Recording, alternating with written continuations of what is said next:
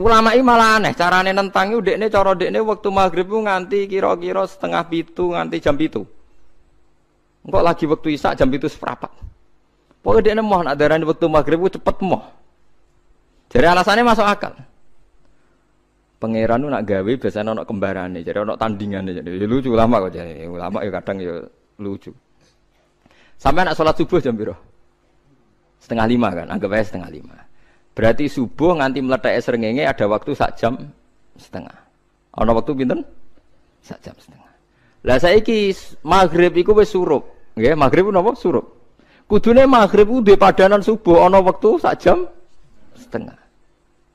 Amun dia setuju, entek mego abang tenan yo nek 1,5 jam mana dia nak santrine azan jam itu ngamuk, cung paling cepet 7:30. Perkarane dekne cara berpikir maghrib dipadakno subuh, yaiku qoblatul isyamsi ana wektu 1,5 jam jatahe subuh. Kudune ba'da ghurubi syamsi ya ana 1,5 jam jatahe maghrib. Dadi akhirnya santrine nak adzan 7:30, 7:30.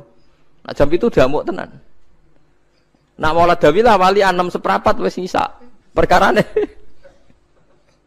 Lah iku ulama. Ya semulane ya semacam-macam ulama iku macam-macam. Ya sik anut sing umum, sing penting ora ruwet. Ya tapi wau as-shalat khairun maudhu'un. Asal salat itu mesti napa? Apik. Ya asal salat itu mesti napa? Apik. Soal kaifiyah macam-macam. Nah, sing terakhir sing masalah kaifiyah yang enggak diterima. Apakah boleh witir hanya 1 rakaat? Jawab Imam Syafi'i, na'am boleh witir hanya 1 rakaat. Kados kula piyambak barisa seringe witir namung 1 rakaat. Ya ora ana ndase, ora ana gurine, 1 rakaat fakot. Iku witir sejati, paham? Witir napa? Sejati. Mereka ora nganggo 3 rakaat, yang 2 kan masalah kan? Ana nyicil napa? Nyicil napa? Witir. Jadi kalau tak akali, Gus kenapa nak witir sitok? Lah aku nganggo witir model piye wae ketoke ora sejati. Sejati gak? Witir napa sitok? Lha iku Sayyidina Utsman sak urip-uripe sahabat terkenal. Niku mboten ate witir luwih kok sitok, iki sak rakaat. Tapi aja takok sing diwaca Quran khatam. Lah iku perkara. Dadi sak rakaat tapi diwaca Quran apa? Khatam. Dadi autara bi rakaatin khatama fihal Quran. Dadi sak rakaat tapi khatam Quran. Iku sinten Sayyidina sinten Utsman. Alasan Imam Syafi'i Nabi tau witir nganggo 3 rakaat. Cara Imam Syafi'i iku gak mungkin sing witir tetep sing guri sitok.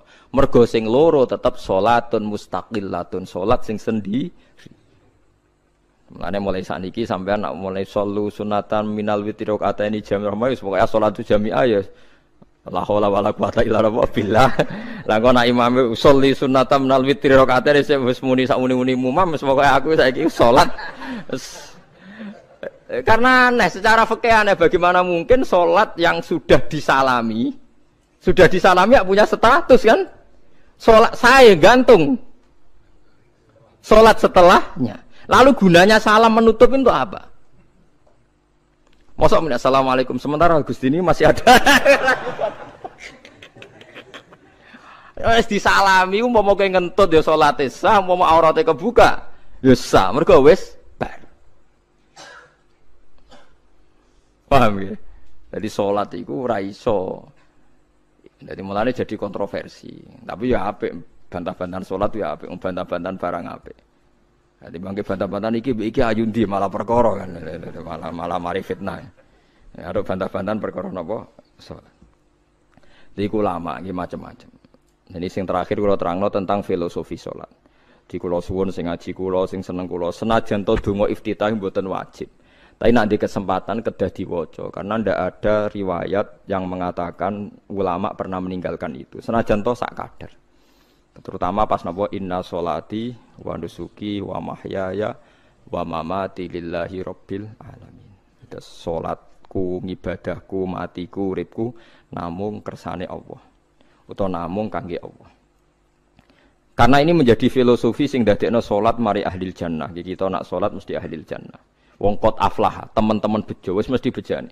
Sampeyan ora usah wedi suul khotimah. Niku waswase setan. Mboten enten suul khotimah. Setan niku keliru, semua meden-meden itu. Nah, setan percaya suul khotimah ikon gawe suul khotimah. Mulane kula anggere wedi suul khotimah omongan kula setan. Tan setan nak pancen aku mbok weden-wedeni sul khotimah, yo gawe wae aku ben sul khotimah. Aja meden-medeni tok. Dan kowe ketok dadi pangeran. Kowe dhewe ora siap dadi pangeran. Ya ora pangeran kok meden-medeni aku.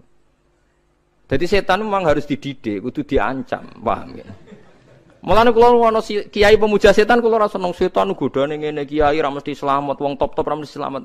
Itu namanya memuji setan karena dia nganggap setan itu luar biasa. Setan kudu mbok prekno, mbok anggap gagal. Tahan setan cek goblok, kayak meden-medeni aku suul khotimah aku tetap salat. Berarti kowe gagal. Karo dene nek kowe kepengin menungso sesat kabeh ya sesatno wae, ora usah meden-medeni jare kowe kondang kok trimo ngono-ngono tok ae. Bedeknya ya roh tingkat kegagalannya, paham nggih? Jadi setan harus dididik bahwa dia juga sering gagal. Setan kan ingin manusia enggak sholat semua kan, zina semua, maling semua. Ternyata kita enggak maling. Yang sholat juga banyak. Itu kan berarti tingkat kegagalannya apa? Setan. Lah kita ndak ora dan setan wis sholat puluhan tahun digodho ilang gandene goblok kowe. Nak wong iku salat puluhan tahun, berarti puluhan tahun dalam kegagalan setan. Mergo wong salat berarti setane gagal. Mulane kula mbek setan niku saiki tambah wani. Ya mletene ngono kon mlebu neraka ya kok gelem. Misale dekne hebat kan mboten purun Gusti tak ning swarga mawon. Ternyata dekne mlebu swarga gak iso kan? Lah ya mletene lah ya wong lemahe ngono kok mbok entut. Artinya setan kan lemah sekali kan? Lha iku sedekah lazim ketika ngendikan inna kaidas syaitani kana napa dhaifa. Sebenarnya setan itu dalam bahasa Quran itu dhaif sekali. Lemah sekali.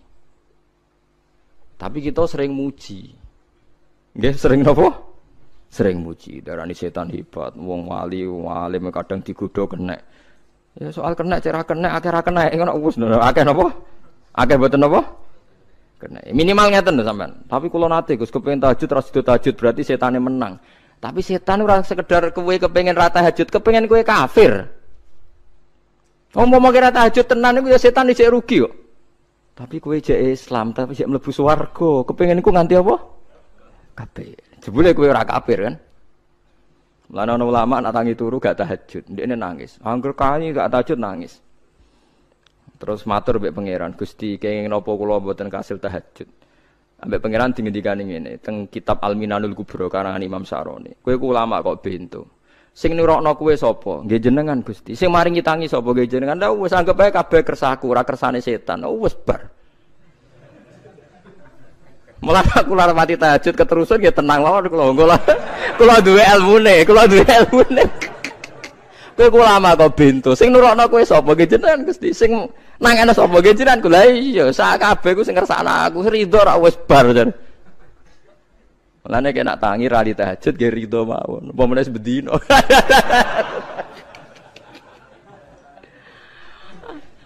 Jadi penak berislam tuh enggak apa-apa.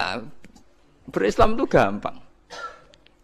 Ya kowe turu sing kersakno sapa? Nggih jenengan Gusti. Kowe tangi sing kersakno sapa? Lah ya sanggep bae ku kabeh kersaku bar.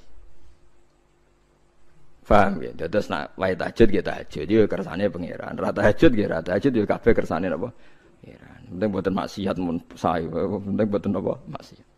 Mun jenengan ngandel kula. Inna sholati wa nusuki wa mahyaya. Lah ini sing titik tekane teng wa mahyaya. Ngeten misale. Urip niku kabeh kersane Allah. Carane mikir ngeten. Tiang-tiang sing jaduk-jaduk dhisik ya mati. Nabi nggih kapundhut, tiang-tiang soleh nggih kapundhut, tiang-tiang dolim nggih kapundhut.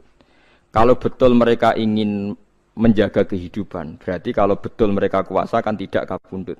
Hidup selamanya nyatane do mati. Berarti urip mati namung kersane Allah. Terus misalnya sampean berpikir, lalu somben nek wis dadi lemah carane tangi piye? Lah ini yang penting kula aturaken teng ngaji mriki. Kula sederenge ngaji nu sering akhir-akhire sering salat maca ayat liyahlika man halaka am bayyinati wa yahya man hayya napa am bayyina. Tugase ulama iku jelasno ayat-ayate pengiran. Sampeyan saiki tak bedheki. Sekarang sampean Anda hidup itu tahu alasannya enggak? Kenapa Anda hidup? Enggak tahu kan? Kenapa kita masih hidup? Enggak tahu. Kenapa Anda wujud? Juga enggak tahu.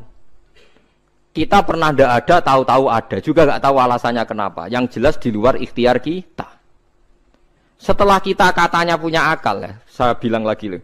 Setelah kita katanya punya akal terus bilang kita masih hidup karena orang kelindestrek, karena nggak kena penyakit, karena jantung kita normal, paru-paru kita normal. Terus kita bilang hidup.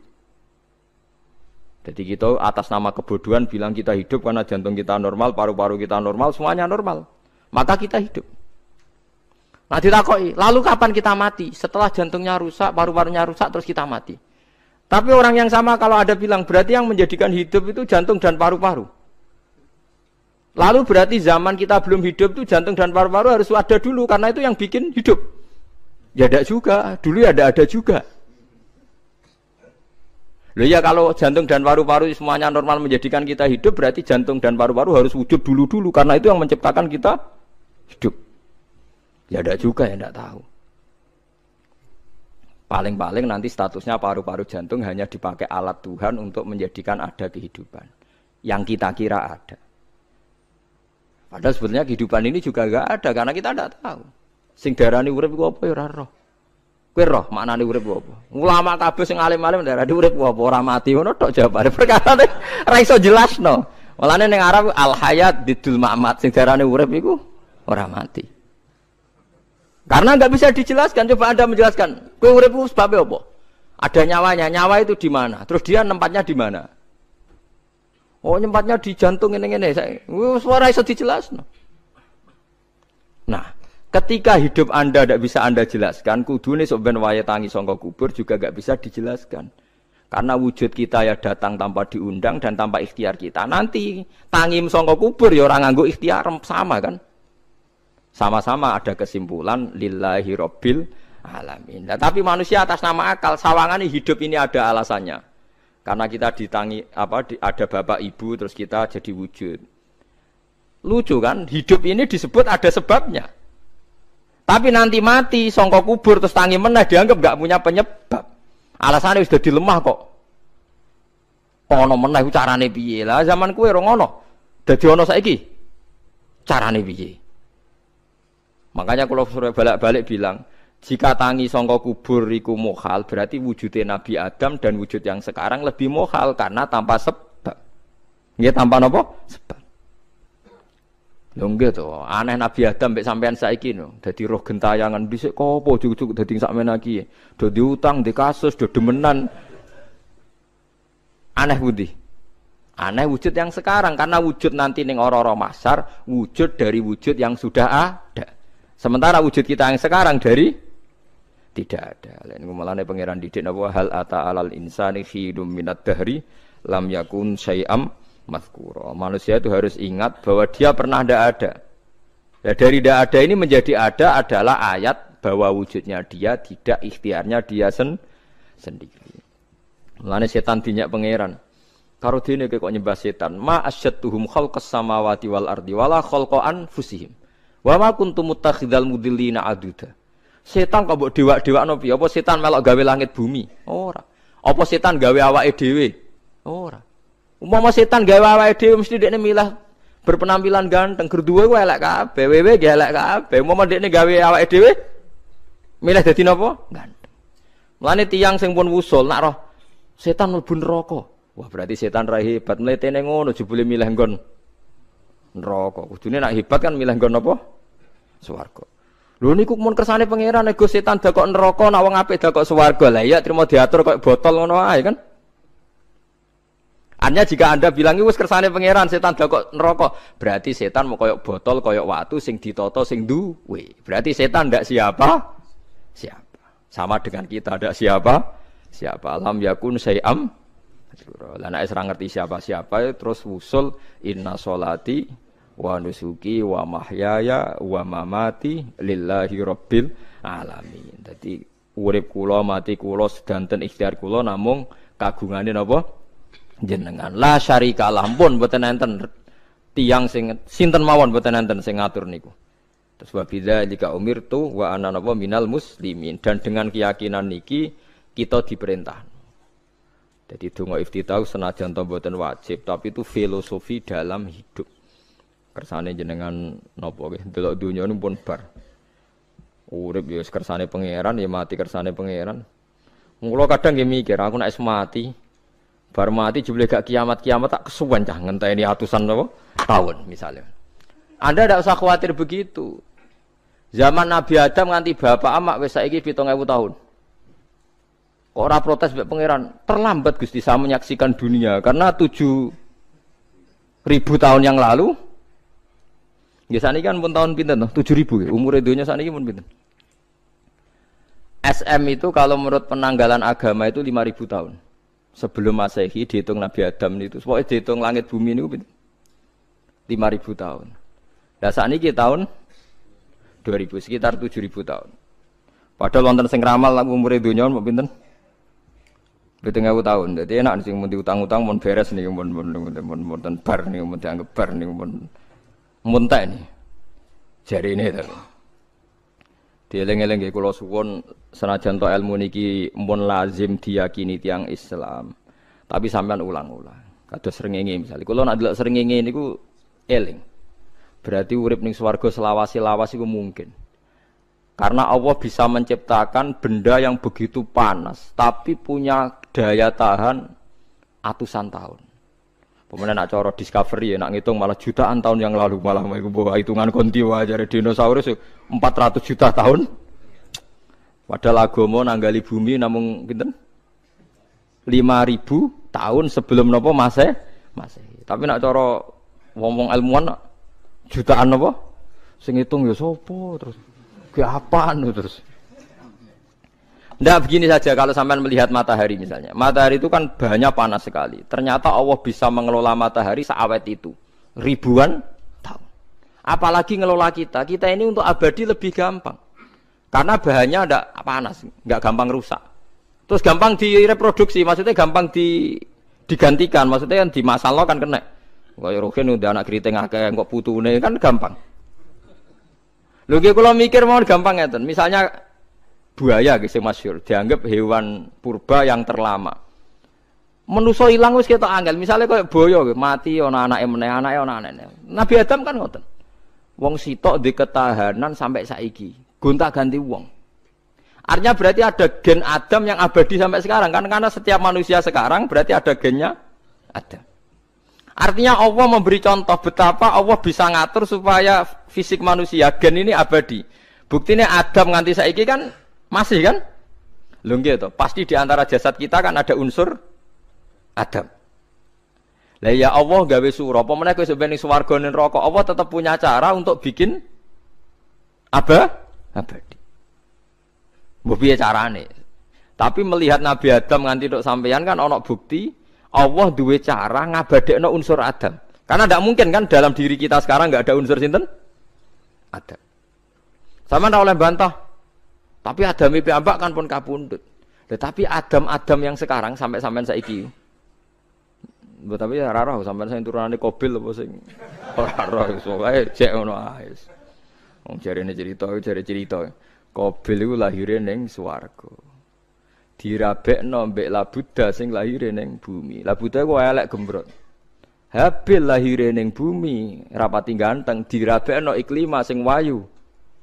Lahiran swarga. Akhire Qabil gak trimo, wong aku cah ganteng kok dientukno cah elek.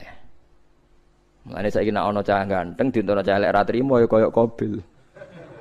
Lah tapi enggak pikirane Nabi Adam ya ora roh ben silang ben sedengan.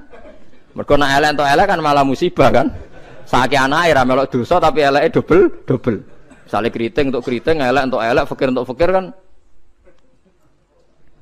ya memperparah to nggih. Cara kula pancen haram. Elek untuk elek rabi cara kula haram. Saiki anake kan ra roh apa-apa ujug-ujug elek banget to, ora terima elek napa? Elek napa? Banget. Jadi cerita kan ngoten, walhasil akhirnya tukaran, mergo Qabil gak terima. Pas tukaran dipisah Nabi Adam. Angger sing takor rupe sukses berarti ikhtiare bener. Ya mau Habil nyembelih wedhus, sing Qabil seneng buah-buahan. Mulane seneng buah-buahan niku rada masalah dianggap simbole wong-wong sing seneng mapan. Mulane kene Umar ora usah di buah-buahan akeh-akeh, cukup gedang siton, sesuk katesne siton, ora usah semua buah-buahan wonten. Iku dhisik kurbane sinten? Qabil. Tapi sing melarat teman-teman yo keliru. Dhisik Habil saleh iku omahe cek penuh daging, paham ya? Perkarane korbane cek wedhus. Ora pitik, mergo bedigasan pitik niku. Jadi ada sebuah toreko sing ngaramno anak buahe mangan pitik. Perkarane wong ku kelakuane kaya sing dipangan. Ya repot ta ngoten niku. Repot. Ya repot lah ngono terus ya repot. Berarti nek sering mangan welut tak bulet.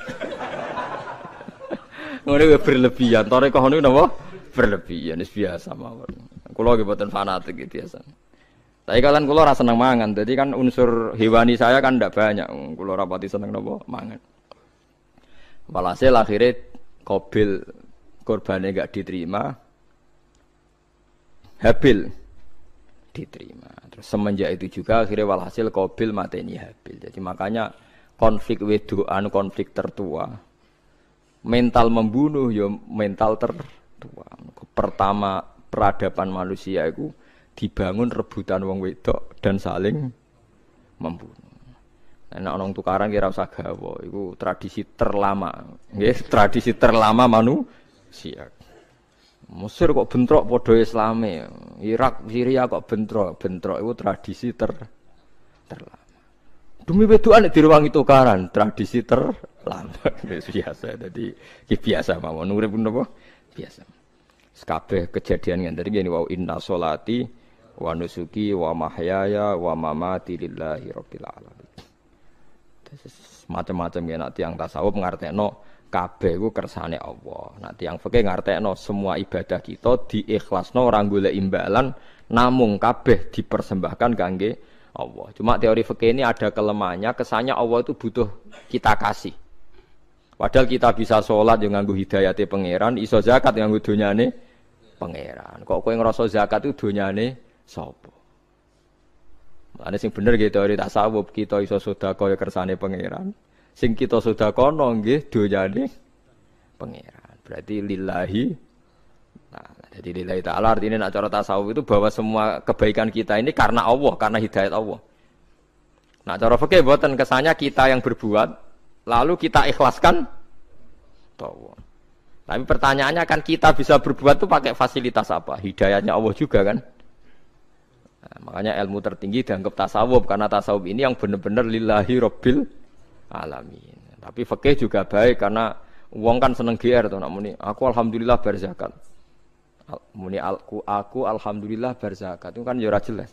Muni aku ngrasa dekne pelakune, muni alhamdulillah kersane Allah itu ya bahasa paling gak jelas. Tapi ya apik muni ngono, aku alhamdulillah bar salat. Ya pamer nak aku bar salat, tapi ya ngakoni nak kabeh kersane Allah. Lah nak kersane Allah sing dipamer apane ngene ya ora jelas ya. Ya tapi itu apik lah. Muni apa? Aku alhamdulillah bar salat. Ya bahasa gak jelas, ya gak jelas juga bahasa itu tapi ben ngono. Paham geleng-geleng itu. Terus salat niku ini yang keempat kalau ceritani hikayatu sholatil khosyin. Saya baca di beberapa kitab Sayyidina Umar niku dipanah. Panah niku rak wonten mata pancing. Jadi nak mlebu niku ditarik sakit, nggih. Nak ditarik napa? Sakit sekali. Ditarik dokter paling canggih pun sakit. Akhirnya Sayyidina Umar kondo, engkau tarik pas aku sholat. Gua aku nak sholat iku lali. Tenan pas beliau sholat ditarik uga ubah blas. Ditakoki kok jenengan ora krasa blas ora. Mosok aku ning ngarepe pangeran, eling pangeran krasa lara kan dadi aneh. Tapi alhamdulillah kowe krasa, sing aneh ya kowe wong sowan pangeran kok roh ana wong liwat ya roh. Jadi Sayyidina Umar dadi khusuke Sayyidina Umar nganti dipanah, ditarik wak kangelan. Lara. Pesen engko aku tarik pas sholat. Mulane ora ana sahabat mati kecuali pas sholat. Mergo pembunuhe roh paling lengah iku pas sholat. Umar dipateni pas aku yakin wong nakal mateni rugen pas sholat ra iso yakin aku yakin. Plengane ngono piye. Semasa sholat tetep siaga aja. Iku sirine kena apa Umar dipateni pas sholat. Kau musuhnya ku ngerti, sahabat tu paling lali nak pas sholat. Sayyidina Ali kabudutnya ke pas sholat. Dan alhamdulillah cerita itu enggak ada sekarang karena yang sholat luwih canggih, luwih napa? Canggih. Wah, tetap konangan lho. Salate plengan dis. Konsentrasi penuh menjaga diri sendiri. Dadi kaya le pangeran. Jadi justru itu nunjukno hebatnya Sayyidina Umar. Wes ngerti dalam bahaya tetap sholat. Nah, sekali sholat dia yang pangeran tenanan. Mboten roh blas. Sayyidina Utsman nggih pas deres Quran. Wae rata-rata ulama dulu begitu. Nah niku masyhur Sayyid Ali Zainal Abidin itu pas dia sholat blandar ceblok sampai bajunya sobek, omah kobong dekne ra roh. Ditulung siapa saja gak tahu ya dia karena asik mbek pangeran. Mosok jarene mosok aku pas madhep pangeran eling liyane. Nah, tapi kita ora iso kan bayangno salat-salat ke kelas ngoten niku. Nah, Kanjeng Nabi Muhammad soft paling guri niku yasma'u azizu sotri ka azizil mirjal. Nabi nak salat niku sing guri niku ngerti dentuman dadane Nabi sang wedine nang pangeran kados banyu sing umum. Ka'annahu husya alaih sampai Nabi meh pingsan saking wedine pangeran. Ini disebut taqsa'irru min hujuludul ladzina yakhshawna rabbahum. Jadi Allah nazzala ahsanal hadithi kitabam mutasyabihan. Masaniya taqsa'irru min hujuludul ladzina yakhshawna rabbahum. Makanya potensinya orang-orang soleh itu jarang sholat sunat karena sholat fardu saja butuh energi yang luar biasa. Meh kudu kesemper. Nah, alhamdulillah kita kan sholat biasa saja. Berarti yo qobliyah yo oke, ba'diyah yo oke, sholat yo oke, tapi cara dipateni wong ora iso. Ya, tetep apa? Ngono ngrasane krungu. Parah. Salat awak ini parah. Salat riyen para sahabat itu luar biasa. Sampai wong kafir nak ape nyerang, sampai ana salat khauf iku sampai wong kafir sepakat engko nak nyerang Muhammad niku pas napa? Salat. Sampai akhirnya Allah gawe rukhsah wonten salat khauf. Salat di mana separuh saf njaga musuh. Mergo Nabi nek salat lali. Sahabat nek salat dilali. Akhirnya gini ku. Dalam sistem keamanan jadi kelemahane sahabat gini. Akhirnya Umar salat di depan umum. Lho di depan umum. Kok iso lali kabeh? Mestine nak Umar lali kan makmum Ruhin Mustofa eling mboten iki sing saf awal 2 niku lali kabeh. Lho nggih imam kok ngarep. Niku Abu Lulu Al-Majusi ku iso liwat yo nganti tok Umar yo slamet. Mungkin salat kabeh. Nak saiki ora iso, aku yakin ora iso. Oh kena saf gure siji to sih. Nyak masjid sapa kejuwa to sih salat omong ya tenang sih. Lha iku wis anggepe barokah pangeran alhamdulillah. Dadi Umar ku teng ngarep, paham nggih? Abu Lulu maju. Aman mergo sing salat ra sadar ku kabeh ora kok Umar tok. Lho umpama Umar ngoten liyane mboten nak kecekel teng guri to. Hebat. Sidina Ali malah lucu meneh mendelingno ada ya mulai dulu ya ada intelijen namanya Jassas. Dan itu saya tiru dawuh Sidina Ali. Jassas itu ya cara niki mata-mata.